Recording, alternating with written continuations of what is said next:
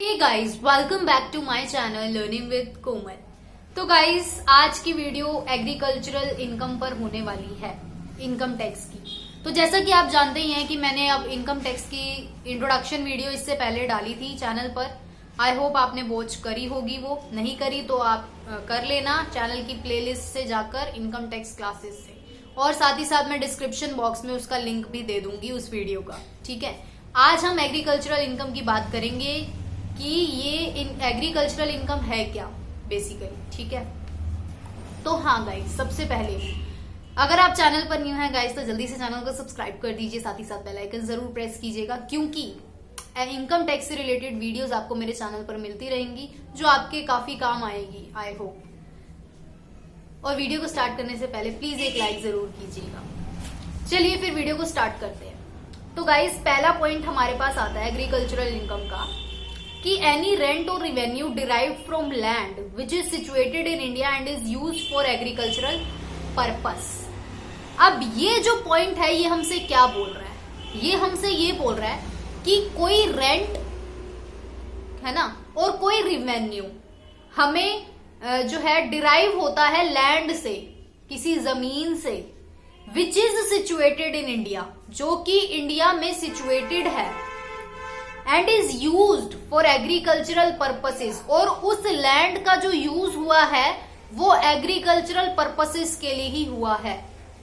ये हमारा point include होगा एग्रीकल्चरल इनकम में, कि कोई भी ऐसी लैंड जिसमें से रिवेन्यू या फिर रेंट कलेक्ट करा, और जो लैंड है वो इंडिया में ही सिचुएटेड है और जिसका प्रयोग एग्रीकल्चरल उद्देश्यों के लिए ही किया जा रहा है, एग्रीकल्चरल पर्पस के लिए ही किया जा रहा है। ठीक है, वो हमारी इंक्लूडेड होगी एग्रीकल्चरल इनकम में। आई होप पहला पॉइंट क्लियर। दूसरा point, any income derived from such land by agricultural operational, यानी कि कोई ऐसी इनकम भी अगर प्राप्त होती है उस सच लैंड से, यानी कि उसी पर्टिकुलर जमीन से, बाय एग्रीकल्चरल ऑपरेशन और एनी प्रोसेस, यानी कि आपने उस जमीन पर कुछ ऐसा प्रोसेस किया, मान लो आपने फसल ही क्यों ना करी हो, कल्टीवेटर से, है ना, और receiver of rent in kind, यानी कि किसी को आपने वो जमीन दी हो और उसने उस जमीन का प्रयोग एग्रीकल्चरल एक्टिविटी में किया और आपको कहा कि भाई आप रेंट ले लो, यानी कि रेंट इन काइंड, लेकिन रेंट इन काइंड होना चाहिए। Which renders the produce fit for the market or sale of such produce। कहने का ये मतलब है कि उसी पर्टिकुलर लैंड को आपने किसी पर्सन को दिया, अनदर पर्सन को, और उस पर्सन ने उस जमीन का प्रयोग एग्रीकल्चरल ऑपरेशंस के लिए किया, यानी कि मान लो फसल करी, तो आपको क्या, उसने बोला कि मैं आपको रेंट इन काइंड दे दूंगा, यानी कि रेंट दूंगा लेकिन किसी किस्म के रूप में, not in cash, in kind. मान लो जो भी जिस चीज की उसने फसल करी, उसने कहा कि उस फसल का कुछ हिस्सा मैं आपको दे दूंगा, तो वो भी आपकी एक तरीके की इनकम है, एग्रीकल्चरल इनकम में इंक्लूडेड होगी। तीसरा पॉइंट हमारा आता है any income from a farm house. कोई फार्म हाउस से अगर आपको इनकम हो रही है वो भी एग्रीकल्चरल इनकम में इंक्लूड होगी। अब ये जो थे हमारे 3 मेन पॉइंट थे, आई होप आपको बिल्कुल अच्छे से समझ आ गए होंगे एग्रीकल्चरल इनकम के। पहला कि जो भी लैंड हो रहा है, मतलब जिस बात हो रही है जिस लैंड की, वो इंडिया में ही सिचुएटेड होनी चाहिए और उसका प्रयोग एग्रीकल्चरल एक्टिविटीज, यानी कि एग्रीकल्चरल पर्पसेस के लिए ही होना चाहिए, तभी वो एग्रीकल्चरल इनकम में इंक्लूड होगी। दूसरा पॉइंट हमारा था कि कोई भी लैंड हो लेकिन उसका प्रयोग जो है वो एग्रीकल्चरल ऑपरेशन के लिए ही किया जा रहा हो, मान लो कोई फसल, या आपने किसी दूसरे पर्सन को दी और उससे रेंट इन काइंड लिया, यानी कि रेंट लिया लेकिन किस्म के रूप में लिया। और तीसरा पॉइंट, यानी कि किसी फार्म हाउस से अगर आपको इनकम प्राप्त हो रही है तो वो एग्रीकल्चरल इनकम में ही इंक्लूड की जाएगी। अब हम बात करेंगे कंडीशंस की। ये तो था हमारा एग्रीकल्चरल इनकम। अब हम बात करेंगे कंडीशंस की। बिल्कुल अच्छे से सुनना है, ये क्या क्या कंडीशंस हैं। If the following conditions are satisfied, the income from land is treated as agricultural income.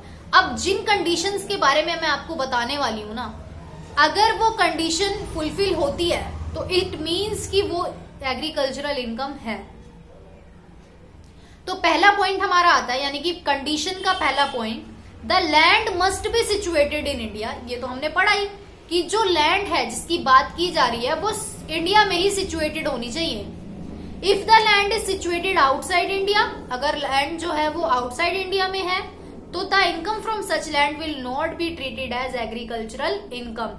अगर इंडिया से बाहर आपकी कोई जमीन है तो वो इसमें कंसीडर हम नहीं करेंगे इनकम टैक्स में, यानी कि एग्रीकल्चरल इनकम में। दूसरा कंडीशन का पॉइंट ये आता है कि land must be used for agricultural purposes, कि उस लैंड का प्रयोग एग्रीकल्चरल पर्पसेस के लिए ही होना चाहिए, तभी ही हम उसको एग्रीकल्चरल इनकम में इंक्लूड करेंगे।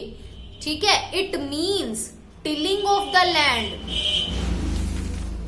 Watering it, sowing of the seeds, यानी कि ये एग्रीकल्चरल एक्टिविटीज है हमारी, कि पानी देना है ना, सोइंग ऑफ द सीड्स, बीज बोना, प्लांटिंग करना, सिमिलर ऑपरेशंस। ठीक है, on the land must be carried out by the assessee, यानी कि जिसकी बात कर रहे हैं, जिस पर्सन की जो लैंड है, अगर वो एग्रीकल्चरल एक्टिविटीज करता है उस पर्टिकुलर लैंड पर और उससे उसको इनकम प्राप्त होती है, तो ही हम उसको एग्रीकल्चरल इनकम में इंक्लूड करेंगे, अदरवाइज नहीं करेंगे। थर्ड पॉइंट कंडीशन का, the receiver of income from the land must have an interest in the land. कहने का ये मतलब है कि उस लैंड से जो इनकम प्राप्त हो रही है रिसीवर को, उस रिसीवर का इंटरेस्ट होना चाहिए उस लैंड में।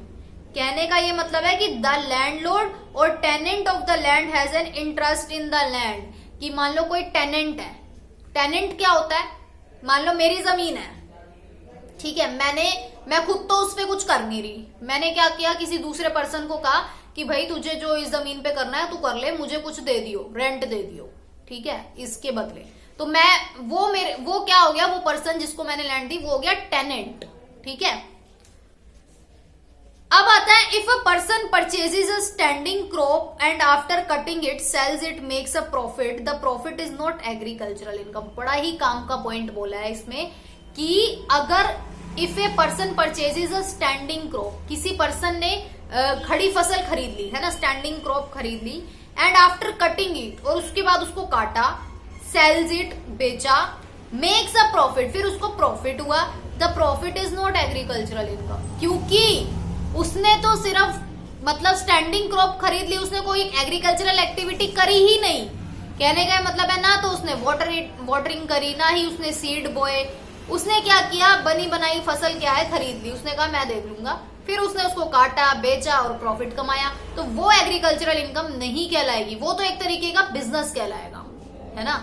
मान लो कि मेरे दोस्त है, ठीक है, उसकी फसल मतलब उसने तैयार कर दी, ठीक है, सब कुछ स्टैंडिंग क्रॉप है उसकी, मैं उसको कह रही हूँ चलिए तू मुझे दे दे, मेरे से कुछ पैसे ले ले, ठीक है, एक तरीके का मैं उससे बिजनेस डील कर रही हूँ कि भाई अगर प्रॉफिट होगा वो भी मेरा, लॉस होगा वो भी मेरा, तो ये एग्रीकल्चरल इनकम नहीं होगी, क्योंकि रिसीवर कौन है, मैं हूं, एग्रीकल्चरल इनकम मुझे प्राप्त हुई है, बट मैंने तो एग्रीकल्चरल एक्टिविटी करी ही नहीं, मैंने तो एक बिजनेस डील करी, है ना, तो ये एग्रीकल्चरल इनकम में इंक्लूड नहीं होगा। ठीक है, आई होप ये वाला पॉइंट थोड़ा क्लियर हो गया होगा आपको। अब आता है fourth point, the direct income from agricultural is treated as agricultural income, मतलब कोई डायरेक्ट हमें एग्रीकल्चर से ही इनकम प्राप्त हो रही है तो वो हमारी एग्रीकल्चरल इनकम है। An indirect income from agricultural is not agricultural income, जैसे कि मैंने अभी आपको एक एग्जांपल दिया कि कोई इनडायरेक्टली इनकम प्राप्त हो रही है तो वो एग्रीकल्चरल इनकम नहीं कहलाएगी, डायरेक्टली आपको हो रही है तो इट इज एग्रीकल्चरल इनकम। अब example, the salary of a farm manager और dividend from a company engaged in agricultural activities is not agricultural income. कहने का यह मतलब है कि मेरा फार्म हाउस है, मैंने वहां पे एक मैनेजर बिठा रखा है, अगर मैं उसको सैलरी दे रही हूं तो वो एग्रीकल्चरल इनकम नहीं होगी उसके लिए। ठीक है, तो ये हमें डिफरेंस याद रखना है कि अगर मेरे पास एक लैंड है, मैं अगर उस पर एग्रीकल्चरल एक्टिविटीज करती हूं तो ही वो एग्रीकल्चरल इनकम होगी, अदरवाइज वो एग्रीकल्चरल इनकम नहीं होगी। आई होप वीडियो थोड़ी आपको समझ आई होगी, कंसेप्ट आपका क्लियर हुआ होगा। फिर भी आपको अगर कोई डाउट है तो मुझे जरूर कमेंट करना, मैं क्लियर कर दूंगी। ठीक है। और साथ ही साथ एग्रीकल्चरल इनकम के एक दो पार्ट और भी बनेंगे, ये पार्ट 1 है। आई होप आपको वीडियो पसंद आई होगी, नहीं आई तो भी कमेंट करके मुझे बताना, मैं जरूर उस पर आपका डाउट क्लियर करूंगी। Thank you so much.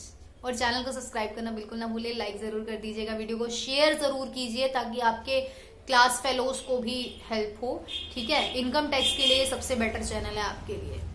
Thank you so much.